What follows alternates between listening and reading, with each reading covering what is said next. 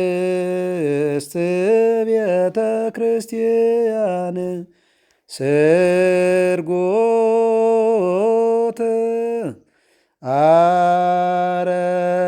አረፋቲሃ ወስእልት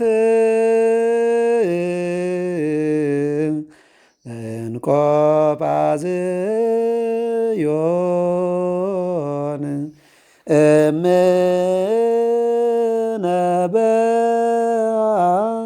ቅድስት ቤተ ክርስቲያን። ሰላም ተመልካቾቻችን እንደምን ሰነበታችሁ? ለዚህ ዕለት ያደረሰን አምላክ ስሙ የተመሰገነ ይሁንልን። እንግዲህ በባለፈው መርሃ ግብራችን ማዕጠንተ ወርቅ ለእናንተ ይዘንላችሁ ቀርበን ከመምህር ጋር እየተወያየን ነበረ። ዛሬ ደግሞ ማኅቶት መብራት ወይም መቅረዝ የሚለውን በቤተክርስቲያን የሚበራውን መብራት ነው። የእሱን ማብራሪያ ነው እየተወያየን የምንቆየው። መምህር እንደምን ሰነበቱ? እንኳን ለዚህ ወር አደረሳችሁ። መምህር እንግዲህ ዛሬ ስለ መብራት በቤተክርስቲያን ስለሚበሩ መብራቶች ነው የምንወያየው፣ ለተመልካቾቻችን የምናቀርብላቸው። መብራት በቤተክርስቲያን ምንድን ነው? ቀድሞ መብራት ከቀድሞ ዘመን ጀምሮ በብሉይም በአዲስም መብራት አለ። ትእዛዙ ከማን ነው? የተጀመረውስ እንዴት ነው? አገልግሎትስ ምን ይመስላል? የሚለውን እንዲሁ ዝም ብሎ እንደው ለመብራት ብቻ ነው የምንጠቀመው? ጨለማ ስለሆነ ብቻ ነው ወይስ መብራት ስራ አለው? በቤተክርስቲያን ምሳሌ ሳለው ትእዛዝ ሳለው ወይ የሚለውን ነው ለተመልካቾቻችን የምናደርሰው። እስኪ በዙ ዙሪያ ማብራሪያ ይስጡ። እሺ፣ ያው እግዚአብሔር ይስጥልን። እንደምን ቆያችሁ፣ እንደምን ከረማችሁ ተመልካቾቻችን።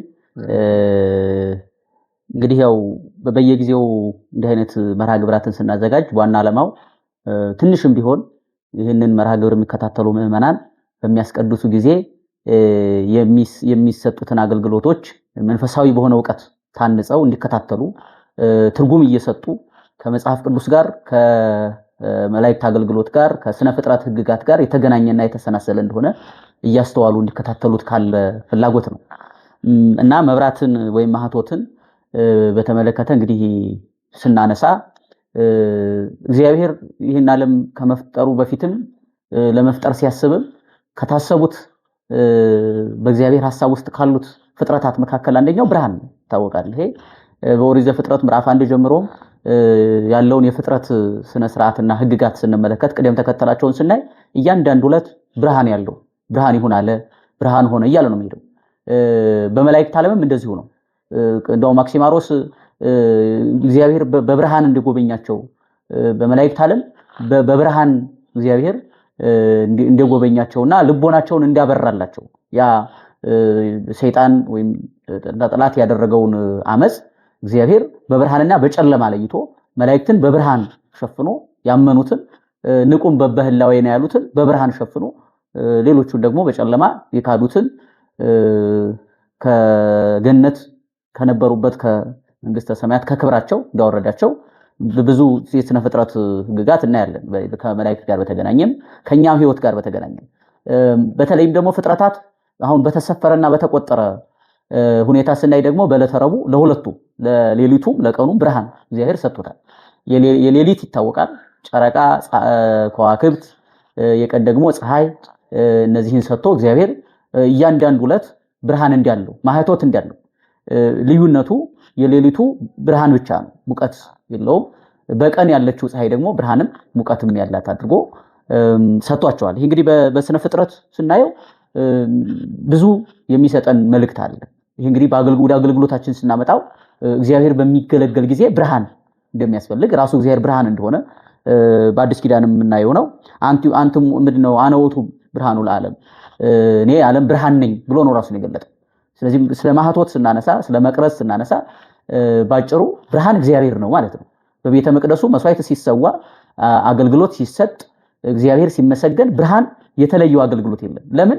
እግዚአብሔር የሚመሰገንበት እግዚአብሔር የሚገለጥበት እግዚአብሔር ደግሞ ምንድነው ብርሃን ነው የማይመረመር ብርሃን የማይደረስበት ብርሃን ዘበአማን ይላል አይደል ቅዱስ ኤፍሬም ብርሃን ዘበአማን እውነተኛ ብርሃን ይለዋል ጠፈር ደፈር የማይከለክለው ብርሃን ይለዋል ይሄ እንደው ጥቅል ስለ ብርሃን ስለ ማህቶት ያለንን እንትን ሰፋ ለማድረግ እንደው ትንሽ እንዲያዩት ነው በብሉይ ኪዳን እና በአዲስ ኪዳን ሁለት ማሳያዎች ላንሳ በብሉይ ኪዳን እግዚአብሔር ለሙሴ ያዘዘው ትእዛዝ አለ ለሙሴ በኦሪት ዘሌዋውያን ምዕራፍ 24 ቁጥር 1 ጀምሮ ያዘዘው ትእዛዝ አለ ስለ መብራት ወይም ስለ ማህቶት ማለት ነው ማህቶት ማለት ያው ብርሃን መብራት ማለት ነው መቅረዝ ደግሞ ብርሃኑ የሚቀመጥበት የሚሆንበት ነው ማቴዎስ ወንጌል ላይ ተጽፏል እና እዚህ ላይ ምን ይለዋል እግዚአብሔርም ሙሴን እንዲህ ብሎ ተናገረው መብራቱን ሁሉ ጊዜ እንዲታበራበት ለመብራት ጥሩ ተወቅጦ የተጠለለ የወይራ ዘይት ያመጡልህ ዘንድ የእስራኤልን ልጆች አዘዛቸው ስለዚህ እዚህ ላይ ያለን ያለው እግዚአብሔር ምንድነው ለሙሴ እግዚአብሔር ሙሴን እንዲህ አለው ብሎ ተናገረው መብራትን ሁሉ ጊዜ እንዲታበራበት ስለዚህ መብራት ስንት ጊዜ ነው የሚበራው ሁሉ ጊዜ ማለት ነው በቤተ መቅደሱ መብራቱ እንዲጠፋ አይፈልግም ይሄ ብሉይ ኪዳኑ ማለት መብራቱን ሁሉ ጊዜ እንዲታበራበት ጥሩ ተወቅጦ የተጠለለ የወይራ ዘይት ያመጡልህ ዘንድ ህዝቡን አዘዛቸው ደግሞ የሚያመጡት ማን ናቸው ህዝቡ ናቸው ማቅረብ የምእመናን ነው ማለት ነው በዛ በብሉይ ኪዳኑ እስራኤላውያን ናቸው እንዲያመጡ የታዘዙት አንተ ግን ያንን ጥሩ የሆነ የተጠለለ ደግሞ ዝም ብሎ ድብልቅልቅ ያለ ሳይሆን የተጠለለ ምክንያቱም መስዋዕት ስለሆነ ማለት ነው እግዚአብሔር ፊት የሚቀርብ ስለሆነ ለቤተ መቅደሱ የሚቀርብ መባ ስለሆነ የተጠለለ በስርዓትና እግዚአብሔርን በመፍራት ምእመናን ያዘጋጁት እሱን ያመጡልህ ዘንድ አዘዛቸው በምስክሩ ድንኳን ከመጋረጫው ውጭ አሮንና ልጆቹ ከማታ እስከ ማለዳ ድረስ በእግዚአብሔር ፊት ሁሉ ጊዜ ያበሩታል ከማታ እስከ ማለዳ ድረስ ሁሉ ጊዜ ነው የሚያበሩት ስለዚህ ማታ ይበራል እስከ ማለዳ ጧት ድረስ ሲያበራ ያድራል አይጠፋም ማለት እና ያንን ያበሩታል ለዘላለም ለልጅ ልጃችሁ ሥርዓት ይሁን አንድ ጊዜ የተሰራ አይደለም እነሱ እስኪያልፉ ድረስ የተሰጣቸዋል ይሄ ሰው ሰራሽ ሥርዓት ቢሆን እንደዛ ነው የሚደረገው ሰው ሰራሽ ሥርዓት ሲሆን እስካለህ ድረስ አክብረው ከዛ ደግሞ የሚመጣው ነው የሚባለው እግዚአብሔር ግን ምንድነው ያለው ሕያው ስለሆነ ዘላለማዊ ስለሆነ አገልጋዮቹ ቢያልፉ እግዚአብሔር ግን የሚገለገለው የሚመለከው እሱ ግን ዘላለማዊ ስለሆነ ይሄ ለልጅ ልጅ ሥርዓት ይሆናችሁ እስከመቼ ለዘላለም ብሎ ሁሉ ጊዜም በቤተ መቅደሱ ከሚሰጡ አገልግሎቶች መካከል እንደሆነ ይነግረናል ከዛ በኋላ በእግዚአብሔር ፊት በጥሩ መቅረዝ ላይ መብራቶቹን ሁሉ ጊዜ እስኪነጋ አብሯቸው በጥሩ መቅረዝ ላይ መቅረዙ ራሱ ምን ተብሎ ተጠርቷል ጥሩ መቅረዝ ተብሎ በቃ አስተማማኝ ሆነ ቅድም እንዳልነው ታስቦበት ለመስዋዕት የሚሆን ለእግዚአብሔር የሚሆን የተዘጋጀ ልክ ለካህናት መስፈርት እንደሚወጣ ሁሉ ካህን መሆን ያለበት ይሄ ነው ተብሎ መስፈርት እንደሚሰጥ ሁሉ እዛ ቤተ መቅደሱ የሚገባው መቅረዝም ቤታቸው ውስጥ ከሚጠቀሙበት በአካባቢው ከሚጠቀሙበት የተለየ ጥሩ ዘይቱም እንደዛ ሆኖ አገልግሎት እንዲሰጥ ታዟል ይሄ እንግዲህ ከእግዚአብሔር የተሰጠ ትእዛዝ መመሪያ ነው ማለት ነው ከእግዚአብሔር የታዘዘ ነው ይሄን ስናይ መቅረዝ ማህቶት ሰው የሰራው ሰዎች ቅድም እንዳሉት እንደው ጨለማ ሆኖ እስኪ ብርሃን እናድርገው ብለው ያደረጉት እንዳልሆነ እግዚአብሔር ለሙሴ ለወዳጆቹ ለአሮን ያዘዘው የሰጠው መመሪያ ትእዛዝ ነው ማለት ነው ይሄንን በርግጥ በነገራችን ላይ ልክ አሁን የሚጠራጠሩ እንዳሉ ሁሉ ባለማወቅ ባለመረዳት ቤተክርስቲያን የምታደርገውን እያንዳንዱን መንፈሳዊ ክንውን እንደው መንፈሳዊ ልቦና ይዘው ባለመቅረብ እንደው ከሩቁ ነው ይሄኛው እንዲህ ነው እያሉ የሚተቹ ሰዎች እንደሚሉት በዛም ጊዜ ነበሩ ከካህናቱም ጭምር ማለት ነው ለዚህም በተለይ መጽሐፈ ሳሙኤል አንደኛ ሳሙኤል ምዕራፍ 2ን ተመልካቾቻችን ያነቡት የኤሊ ልጆች ይሄንን የሚበራ መብራት በእርግጥ ሌሎችም ያፈርሷቸው ሥርዓቶች አሉ አሁን አውዳችን ይሄ ስለሆነ ነው ይሄንን የሚበራ መብራት ለሙሴ ለአሮን የታዘዘውን ትእዛዝ መመሪያ አፈረሱ ምን ብለው እግዚአብሔር ሌሊት ምን ይሰራልታል ለእግዚአብሔር በቤተ መቅደሱ ሲበራ የሚያድረው ለምንድን ነው ይሄ ብክነት ነው አሉ ማለት ነው ለምን ይባክናል ሰው የለም ምእመናን የሚገለገሉት ሂደዋል በቃ ቤተ መቅደሱ ብቻውን ነው ሌሊት ባዶ ነው ስለዚህ ሌሊት ሙሉ ለምን መብራት ይበራል ይሄ እንደው ገንዘብ ማባከን ነው አሉና ማታ ለሙሴ የታዘዘው ከማታ እስከ ማለዳ እንዲበራ የታዘዘው ማታ አጥፍተው ነው ጀምሮ መብራቱን አጥፍተው ከመቅረዙ ላይ ቤተ መቅደሱን ጨለማ አድርገውት መሄድ ጀመሩ። ከዛ እግዚአብሔር ለኤሊ ትእዛዝ ላከበት፣ ተገለጠለት። ልጆች በደሉኝ፣ ሲበራ ያድር የነበረ መብራት በመቅረዙ ላይ ሲበራ ያድር የነበረውን መስዋዕት አጥፍተውት መሄድ ጀመሩ። ምከራቸው፣ ልጆች በድለውኛል። በእርግጥ ኤሊ ማስተካከል አልቻለም። ከዛ የሆነውን እናውቃለን አይደል? የእግዚአብሔርን ቤተ መቅደስ ጨለማ እንዳደረጉት፣ የእግዚአብሔርን ትእዛዝ እንዲያፈርሱ፣ ሌሊት መብራት የለበትም ብለው መብራቱን እንዲያጠፉት የነሱ ህይወት ተቀጠፈ፣ ህይወታቸው ጨለመ። ያው ታሪኩ በጣም ሰፊ ስለሆነ ነውና ፍጻሜያቸው በጥፋት ነው የሆነው። ምክንያቱም የእግዚአብሔርን ቤተ መቅደስ አገልግሎቱ የሚሰጥበትን መንቀፍ፣ መተቸት እና እንደ ሰው ሰራሽ ስርዓት መመልከት የሚያስቀስፍ መሆኑንም ይነግረናል። ይሄንን አይተን ወደ አዲስ ኪዳንም እንደው ማሳያ ነው እየመጣ ያለው። ሶሎሞን ቤተ መቅደስም ከተሰሩ ስርዓቶች መብራት ነው ያው ይታወቃል። እንደውም ቅዱስ ያሬድ የኢትዮአካ ወብርሃን ቤተክርስቲያን እንትን በሚደረግ ጊዜ በጣም ስሟካ ወብርሃን እያለ እንትን የሚለው በጣም ቤተክርስቲያን ራሱ የሚገልጣት እንደዛ ነው። ቤተክርስቲያን በራሱ ብርሃናዊት ናት። በዛ ብርሃን በዛ ማህቶት ነው የምትገለጠው። በጣም ብዙ ሁኔታዎችን በኋላ እርሶት የሚያነሳሉና ይሄንን ነው የምናየው። ወደ አዲስ ኪዳንም ስንመጣ ጌታችን መድኃኒታችን ኢየሱስ ክርስቶስ በሚያስተምር ጊዜ ምሳሌ ሲሰጥ ምሳሌ ከሰጠባቸው አንዱ ብርሃን ማህቶት ነው። ማቴዎስ ወንጌል ምዕራፍ 25 ቁጥር 1 ጀምሮ ተመልካቾቻችን ያው ጌታቸው ያነቡት እኛ አጠር ያደርግን ስለሆነ የምንገልጠው ለትምህርቱ የሚስማማውን ብቻ ስለሆነ እነዛ አምስቱ ልባም ወይም ጠቢባን ደናግልና አምስቱ ደግሞ አብዳት ሰነፎቹ ማለት አምስት ሰነፎቹ ደናግላን አምስቱ ደግሞ ጠባባት ጥበበኞቹ ልባሞቹ ደናግል ያደረጉትን የህይወት ዘይቤ ስናይ መብራት ምን ያህል ትርጉም እንዳለው ይነግረናል። ለክርስቶስ መምጣት በክርስቶስ መገለጥ ውስጥ ይሄ ስለ ምጽአት የተነገረ ነው። ይሄ ታሪክ ይሄ ምሳሌ ሰነፍና ልባም ተብሎ የተገለጡት በዚህ ዓለም የምንኖር ክርስቲያኖች ነን። ሰነፍ ከዛ ልባም ተብሎ የተገለጠው የኛ ልቦና ነው። ስለዚህ ሙሽራውን ለመቀበል ይወጡ 10 ደናግል ከና ከመሃላቸው ግን 5ቱ ሰነፍ 5ቱ ልባም ይሆኑ እናያለን ማለት ጌታችን ሲያስተምር። ከዛ ምንድነው የሚለን? ሰነፎቹ መብራት ብቻ ይዘው ዘይት አልያዙም ነበር። ቅድም ያልነው ጥሩ የጠለለ ዘይት አይደለም እና ዘይት አልያዙም ነበር ሰነፎቹ። ልባሞቹ ደግሞ ዘይትም መብራትም ይዘው ነበር ይላል።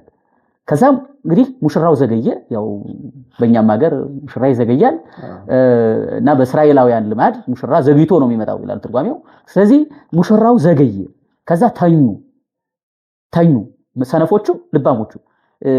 ዘይትና መብራት የያዙትም መብራት ብቻ ያዙ፣ የማይበራ መብራት ምንትኗን ያዙት ማለት ነው። ያችን መብራት የሚበራበትን ይዘዋል፣ ግን መብራቱ እንዲበራ ግን ዘይት አልጨመሩበትም ወይም ዘይት የላቸውም። እና ሙሽራው መጣ ተብሎ መንፈቀ ሌሊት ላይ ሙሽራው መጣ ተብሎ አዋጅ ተነገረ። ሁለቱም ነቁ። ዘይትና መብራት የያዙት ደስ አላቸው። ዘይትና መብራታቸውን አበሩ ማለት ነው። አሁን እንግዲህ ካህናት ቤተ መቅደስ የሚያበሩትን መብራት ከዛ ጋር እንዲያነጻጽሩት ነው ይሄንን ምሳሌ ያነሳሁት። በቃ ክርስቶስን መቀበል ነው ማለት ነው። ልባምነት ነው ማለት ነው። ክርስቶስን ለመቀበል ከምንዘጋጅባቸው ትምህርታዊ ምሳሌዎች አንዱ መብራት ነው። ስለዚህ ልባሞቹ ዘይታቸውን ጨምረው መብራታቸውን አብርተው ሙሽራውን ተቀብለው አመስግነው እልል ብለው ወደ ደስታው አዳራሽ አስገቡ፣ ወደ እረፍቱ ማለት ነው። ከዛ ወደ ምስጋናው ገቡ አብረው። ሰነፎቹ ልባሞቹን ጠየቁ። መጀመሪያ እባካችሁ ዘይት ስጡን፣ ዘይት የለንም፣ ሙሽራውን ለመቀበል መብራት ማብራት ግዴታ ነው፣ መብራት ካልበራ ሙሽራውን መቀበል አይቻልም። ይሄ የሚያሳየን ነገር አለው አይደል? ብዙ ምስጢራትን የያዘ ነውና አይ ለኛና ለእናንተ አይበቃም አሏቸው። ሊገዙ ሄዱ። ሌሊት ስለነበረ የሚገዛበት ገበያ የለም። ሌሊት አሁንም እንኳን ያን ጊዜና ከዛ በኋላ ሙሽራው ገባ። ሲመጡ ሙሽራው ገብቷል። ከዛ በራ እንኳኩ። አላውቃችሁም ነው የተባሉት። ስለዚህ ቤተክርስቲያን ያንን መብራት ማህቶት በቅዳሴ ጊዜ በምንይዘው አገልግሎት ላይ ያለው ምልክትነት ምንድነው? ሃይማኖትና ምግባር፣ ህይወት፣ ብርሃናዊነት፣ ከጨለማ ነፃ መሆን፣ መስዋዕት፣ በክርስቶስ ፊት መኖር፣ እንደገና ደግሞ ለክርስቶስ የሚመጣውን መከራ ለመቀበል መዘጋጀት መብራቱ ማህቶቱ የሚያሳየው ማለት ነው። እንደገና ደግሞ በጨለማ ውስጥ ላሉት ብርሃን መስጠት፣ ብርሃን ማካፈል፣ ወደ ብርሃን መጥራት፣ የመሳሰሉ ምልክቶችን የያዘ ነው። በብሉይ ኪዳንም በአዲስ ኪዳንም ይሄ አገልግሎት አለ። የአዲስ ኪዳኑ አዲስ ኪዳናዊ ትርጉም ተሰጥቶት ነው። እንግዲህ ሁል ጊዜ መጽሐፍትን ስናይ የብሉይ ኪዳኑን የምናይበት አውድ አለ፣ የአዲስ ኪዳኑን ደግሞ የምናይበት የምንተረጉምበት የምናብራራበት አውድ አለ። ስለዚህ የአዲስ ኪዳኑ አውድ ምንድነው ከተባለ የክርስቶስን ለመቀበል የመዘጋጀት፣ የክርስቶስን መምጣት የመጠበቅ ነው። የሙሽራውን መምጣት የመጠበቅ ነው። በቃ ሙሽራውን ለመቀበል ነው። ስለዚህ ሙሽራው ክርስቶስ ነው። ስለዚህ ያንን እያበራን እንጠብቀዋለን። ስናበራ ግን አብሮ መቃጠል አለ፣ አብሮ መክሰል አለ። ግን ሙሽራውን ነው የምንጠብቀው። ሰማይትነትም አለ ማለት ነው። እንግዲህ የሚያሳየን ሰማይትነትም ጭምር እንዳለ ነውና በተለይ ዲያቆናቱ መብራት ይዘው አንዳንድ ጊዜ ደግሞ ምዕመናንም የሚሳተፉበት ጊዜ አለ። አሁን ትልልቅ በዓላት ትንሳኤን ጨምሮ በዓላት ሲኖሩ ጽጌን አሁን መርሃ ጽጌን ለምዕመናን ጧፍ ይሰጣቸውና ያበራሉ። ያ እንግዲህ ዝም ብሎ ተራ መብራት አይደለም። ቤተክርስቲያን ቅድም እንዳሉት ጨለማ ሆኖ ብርሃን እንዲሰጥ አይደለም፣ ህይወታቸውን ጭምር እንዲናገር ነው። የነሱን ህይወት ጭምር አምፖል ነበር፣ አምፖል ትልልቅ አምፖል አለ እና የነሱን ህይወት እንዲሰብክ ነው። በቃ መከራ ቢመጣባቸው እንኳን ለክርስቶስ ብርሃን ሆኑ።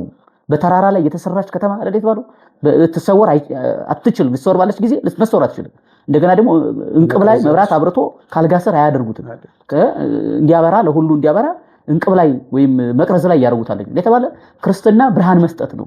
አንተ ሞቱ ብርሃኑ እኔ አነ ሞቱ ብርሃኑ ባለበት እኮ አንተ ሞቱ ብርሃኑ ማለት ክርስቶስ ብርሃን የሆነው በምንድን ነው? በቀራንዮ በመስቀል ላይ። መቅረዙ መስቀል ነው። በኋላ ምሳሌ ነው ሰው ተጨምራሉ። መቅረዙ መስቀል ነው። ከዛ ምዕመናን ደግሞ አንተ ሞቱ ብርሃኑ ዓለም ተብለው እነሱም ደግሞ ያንኑ የክርስቶስን መከራውን ተሸክመው ለጨለማው ዓለም ብርሃን ይሰጣሉ። ከእውቀት ለራቀው ዓለም ክርስቶሳዊ እውቀት ይሰጣሉ። ቤተክርስቲያናዊ መረዳት፣ ቤተክርስቲያናዊ ስርጸት ያንን ለሌላው ያካፍላሉና ይህን ሁሉ የሚያሳይ ነው። ይህን ያህል ካልኩ እርሶት ደግሞ ከዚህ በተለይም ቅዱስ ያሬድ ከተናገራቸው እና ሌሎቹ ምሳሌዎች ጋር ያለውን ይጨምሩበት። ካለ ተሰማለን ማለት